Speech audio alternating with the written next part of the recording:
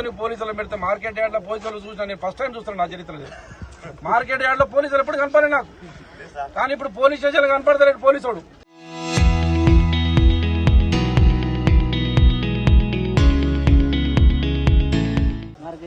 కాంగ్రెస్ ప్రభుత్వాన్ని విమర్శిస్తారు ఇంటికాడ కనపడతారు, కానీ పోలీస్ స్టేషన్లు కనపడతలేదు. ఇది పోలీసు రాజ్యం పెట్టి ఇది ప్రజాపాలన. క్యూ లైన్ల పాలన వచ్చింది. ఎక్కడ ప్రజాపాలన? ఎక్కడ? మేము మిమ్మల్ని కోరేది ఒకటే, రాజకీయం చేయము అక్కడ. దయచేసి మీకు రాజకీయాలు ఉంటాయి, పోతాయి, గెలుస్తుంటాం, ప్రభుత్వాలు వస్తుంటాయి, పోతుంటాయి, కానీ రైతుల పక్షాన్ని కొట్లాడదాం. రాజకీయాలు పక్కన పెట్టారు. దయచేసి రాజకీయం అంత మాట్లాడతారని నేను.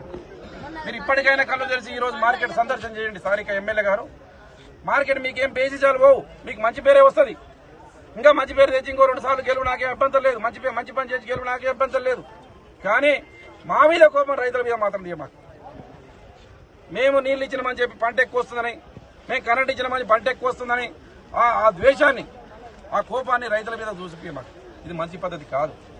ఒక రైతు బంద్ వేయడానికి ఎకరకు బటన్ వస్తాయి. ఇంతకుముందు కేసీఆర్ గారు ఎప్పుడన్నా బటన్ వచ్చినాడే? కేసీఆర్ బయటకు వస్తున్నా అంటే బటన్ వస్తున్నాడు. అంటే నువ్వు రైతు బంధు ఎకరకు ఇవ్వాలంటే కేసీఆర్ మీటింగ్ పెట్టాలా? ఎకరకు ఒకసారి నువ్వు ఇవ్వాలంటే మళ్ళా రెండో ఎకరకు రావాలంటే కేసీఆర్ బయటికి రావాలా? ఇదే నువ్వు ఈ బటన్లో తొడమైంది. మేము 7-9 సంవత్సరాలు రైతు బంధు ఇచ్చినాం, కానీ ఎక్కడ బతలవుతలేదు. మా రైతు బంధు పైసలు పడే వరకు మాకు తెలిసేది కాదు, డైరెక్ట్ గా రైతులకే తెలిసిపోయింది. వాళ్ళ ఫోన్లు చూసి సంతోషపడుతుంది. మళ్ళీ ఇలా రైతు బంధు ఎప్పుడు వస్తుందని ఎదురు చూసే పరిస్థితి. బోనస్ లేదు, బోనస్ మొత్తం బోకస్ అయిపోయింది. బోనస్ లేదు. ఇలా 2400కు కొంటున్నాను చెప్పినావు, అది 1600కి అమ్ముకునే పరిస్థితి తెచ్చినావు, దుస్థితి తెచ్చినావు. మరి 2400 చొప్పున 500 రూపాయలు బోనస్ ఎంబడే ఇవ్వండి మార్కెట్ లో. రైతులు అమ్మినప్పుడు రైతు ఎన్ని క్వింటాలు? 25 క్వింటాలు అమ్మిండి కదా, క్వింటాలకు 500 రూపాయలు చొప్పున 25 క్వింటాలకు ఎంబడే బోనస్ రాయండి, చిట్టి రాసి ఇచ్చేయండి. ఆ బోనస్ గురించి ఎందుకు ఇస్తలేవు? బోనస్ బోకస్ అయింది, రైతు బంధు ఏమో బడనొత్తున్నావు. ఇవాళ ఎక్కడ పోతున్నది? ముఖ్యమంత్రి, మంత్రి, ఎమ్మెల్యేలు అందరు ఫెయిల్ అయినరు. వాళ్ళకు ప్రజల కష్టాల మీద అవగాహన లేదు. వాళ్ళ సొంత ఆతులు పెంపుకోవడంలో ఉన్న అవగాహన, కృషిక మీద ఉన్న అవగాహన రైతుల పక్షాన లేదు. ఇవాళ నాగర్కర్లో ఎమ్మెల్యే కృషిక మీద ఉన్నటువంటి ధ్యాస రైతుల మీద లేదు. దుందుబీనాగిలో ఎన్ని లారీలు పోయినావో చెప్తాడు, కానీ మార్కెట్ యార్డ్కి ఎన్ని లారీలు వచ్చినావో నాకు తెలియదు. దుందుబీ నదిలో ఎన్ని లారీలు పోయినావో తెలుసు, కానీ మార్కెట్ యార్డ్కి ఎన్ని లారీలు వచ్చినామో తెలియదు ఆయనకు. దుందుబీ నారి నుంచి ఎంత కలెక్షన్ వచ్చిందో ఎమ్మెల్యేకి తెలుసు, కానీ ఇక్కడ ఎన్ని సంచులు ఉన్నావో స్థానిక ఎమ్మెల్యేకి తెలియదు. ఇట్లాంటి ఎమ్మెల్యేలు ఉండడం వల్ల ఇవాళ మీరు ఈ దుస్థితికి మా తీసుకొచ్చిన ప్రజలు మోసపోయారు. మీ హామీలను మిమ్మల్ని చూసి ఓటేయాలి, మీ గొప్పతనం చూసి ఓటేయాలి, మీ వంశాన్ని చూసి ఓటేయాలి, నువ్వు పెద్ద పోటుగాడవని చూసి ఓటేయాలి. మార్పు నీ దొంగ హామీలతోటి, 420 హామీలతోటి 6 గ్యారంటీలు నమ్మి సూతం. కేసీఆర్ 10,000 ఇచ్చిండు కదా, 15,000 వస్తుంది మోసపోయిన కేసీఆర్. కానీ అసలు మోసకారులని ఇప్పుడు అర్థమైపోయింది. ఇప్పటికైనా మిమ్మల్ని మళ్ళీ మీరు అధికారంలోకి రావాలంటే, మీరు అధికారంలో ఎట్లవుతారో గుర్తు మాటలు, కానీ మీరు ఇప్పటికైనా 2-3 ఏళ్లు రైతుల పక్షాన ఉండి రైతులకు న్యాయం జరిగే విధంగా చేయండి. తప్పకుండా ఈ రోజు న్యాయం జరిగే మేము కంపల్సరీ ధర్నా చేస్తున్నాం. మేము హైవేను దిగ్బంధం చేస్తాం. రైతుల పక్షాన కలెక్టర్ వచ్చి రైతులకు న్యాయం జరిగే వరకు సాయంత్రం అయినా సరే రస్తారోకో చేస్తాం, పోయే పరిస్థితి లేదు. మేము 2.5 సంవత్సరాలు ప్రభుత్వానికి అవకాశం ఇచ్చినాం.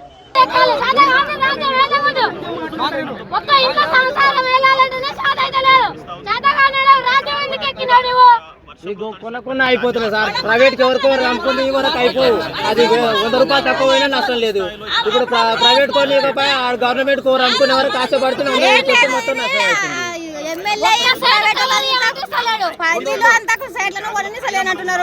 వచ్చిన అమ్మాయిలను సేట్లు తీసుకుంటున్నారు, లారీలు వాళ్ళే తీసుకుంటున్నారు.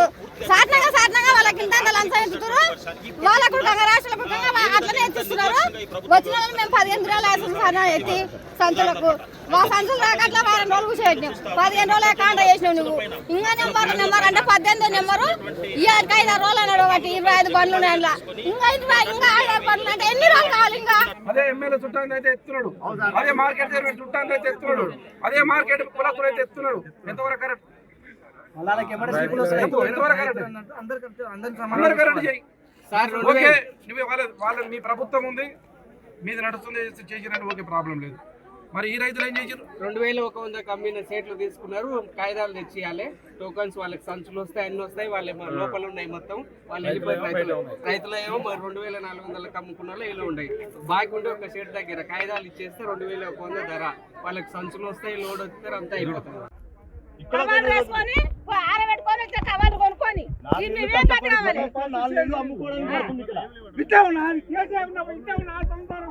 నీకు డబ్బులు బ్యాంకులో పడతాయి, వెళ్ళిపోమని చెప్పినావు. అయినా కానీ నువ్వు రైతు నీరు ఎందుకు వస్తున్నావు? తడిచిపోయిన తర్వాత మళ్ళీ వాళ్ళని ఎందుకు పిలుస్తున్నావు? నీ ఫాల్ట్, నీ వైఫల్యము. లారీలు లేకుండా ఎత్తకుండా నువ్వు తప్పు చేసి మళ్ళీ రైతులు ఎందుకు బలి చేస్తున్నారు? మీరు రైతులను బలి చేయాల్సిన అవసరం లేదు కదా.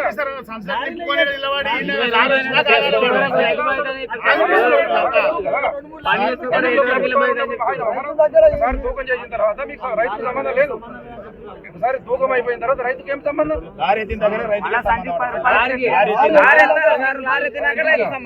నువ్వు 2 నెలల వరకు ఎత్తావు, ఈలోపు వర్షాలు వచ్చి తగ్గిపోతే లేదా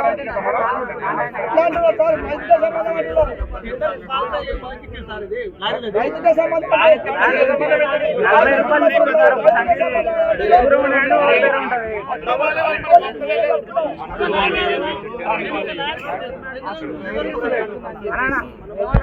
మరి ఈయన ఎవరు రైతు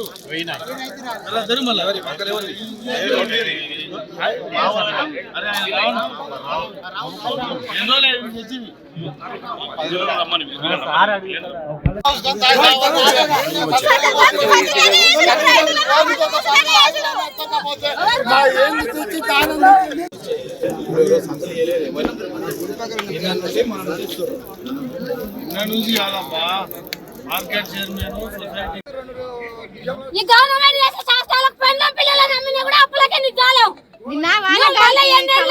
నువ్వు రాజ్యం పెట్టి 3 ఏళ్ళ 3 రైతు బంధువులు కూడా కరెక్ట్ అయ్యలేదు. ఒక్క అడుగు